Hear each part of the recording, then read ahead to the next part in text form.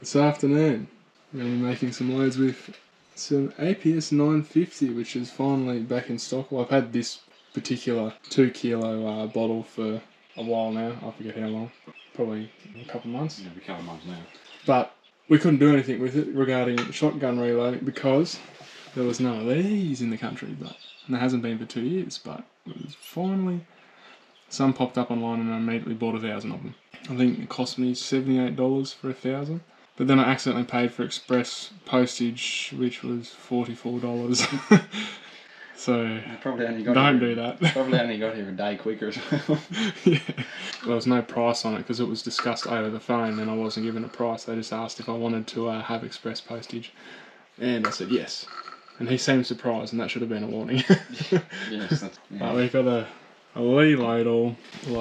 The powder bushing that's in there, I think, is 28 for this particular powder, or the equivalent is about 28.2 or 3 grain of powder, which is 0.2 of a grain off what I wanted anyway. And then we're putting 1 1/4 ounce of shot in, I believe, which is 36. Yeah, 1 1/4 ounces is equivalent to about a 36 gram load in Australian. in metric. And that's the primers we have, which are available again. I had some that I bought 2 years ago when I originally wanted to get into Shotshell reloading, but as luck would have it, as soon as I bought all the gear, it stopped being available. Yeah. Bit like buying a 17 WSM. Yes, yeah, that's a story for another time. They've all of a sudden made the guns available and then the ammo not. Yeah. Whereas the ammo was on the shelf for ages without the guns. But we've got a bucket full of anywhere from old BB shot shell cases to old clay shot, even bio ammo, which we have given a test run. They're biodegradable cases, which still hold up somehow. About 28 gram of powder, 36 gram of shot, which is quite a tight load. And if you don't do it properly, then they pop back open like that. That happens. A few failed runs and some troubleshooting, getting cases reopening. We've gone with less shot, which is what is really required, because the optimum load for these is 1 1/8 an ounce, which is about 32 gram load of shot. And we were putting in 1 1/4, which was about 36 gram. Now that we've backed it off with a test run, we've got a nice crimp, good looking reload there compared to all these other ones that were opening back up or just not crimping properly, getting really terrible crimps like that. Proper run through now. Another 8.1 with our resizing ring with that groove at the top, because it's got a very slight chamfer at the bottom there. Throw that on, put in the first stage. Decapping and resizing at the same time. There you go. New primer in the back there.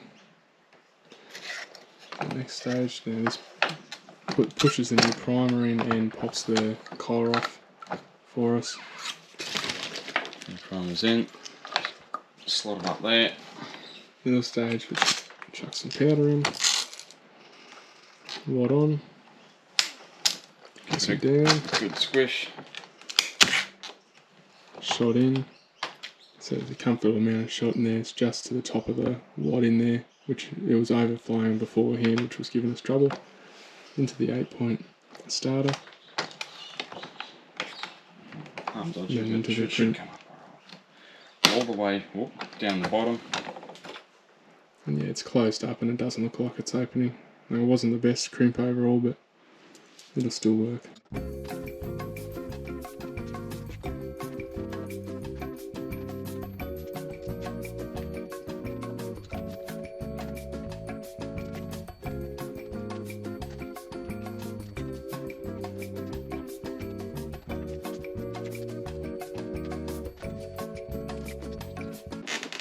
There you go, got a bunch loaded and ready to go and to fire at some rabbits, which will be in a separate video. That's the Lee Loader, finally being able to use it after owning it for 2 years and having no components available.